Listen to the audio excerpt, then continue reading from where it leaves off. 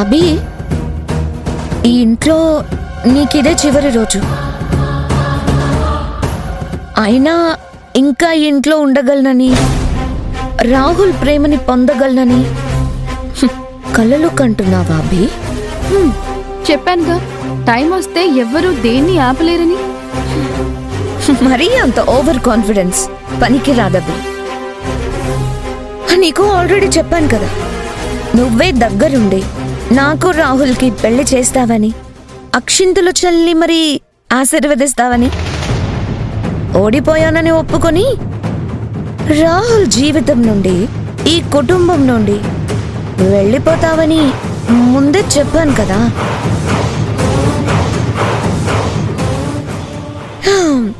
చెప్పినట్టు ఖచ్చితంగా జరుగుతుంది. గడువు తీరిపోగానే గడప దాటి అడుగు బయట పెట్టాల్సిందే. ఈ రోజు గడిస్తేనే కదా గడువు తీరేది. ఈ 6 రోజుల్లోనే జరిగింది ఈ ఒక్క రోజులోనే జరిగిపోతుందేమోనని ఆశపడుతున్నావా అభి?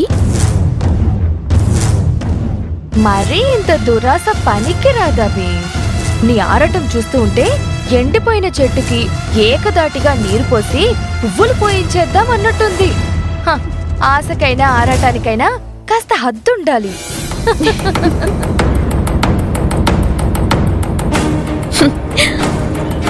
ఆఖరి నిమిషంలో కూడా ఏదో అయిపోతుందని తెగ ఉబ్బలాట పడుతున్నట్టుంది అభి. నిజాన్ని నమ్ముకున్నప్పుడు, నిజాయితీగా నడుచుకున్నప్పుడు ఆఖరి నిమిషం కూడా అవకాశమే అవుతుంది.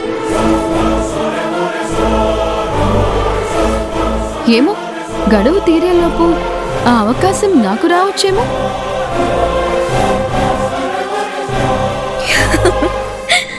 అయ్యో అభి, ఏ కథలోనైనా సరే నిజాన్ని నిజాయితీని నమ్ముకుంటే ఓడిపోవడం తప్ప గెలుపనేది సాధ్యం కాదు. ఒకవేళ పద్ధతిగా గెలవాలని ప్రయత్నించినా ఆ గెలుపు కథ ముగిసిపోయే సమయానికి జరుగుతుంది. ఈలోపు కథలో ఎన్నో మలుపులు, ఎన్నో మార్పులు. నువ్వు గెలిచిన గెలుపు ఆఖరికి నీ కూడా పనికి రాదు.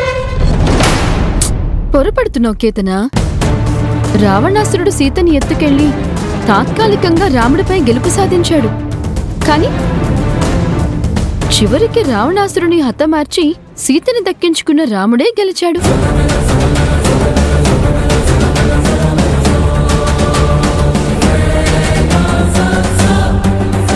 రాముడి గెలుపు రావణాసురుడు లాంటి మహారాక్షసుణ్ణే వధించింది.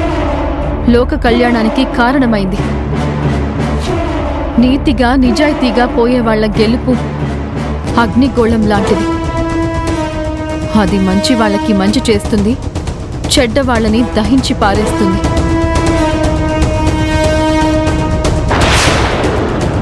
బహుశా నా గెలుపు కూడా అలాగే ఉండిపోతుంది. గుర్తుంచుకోండి.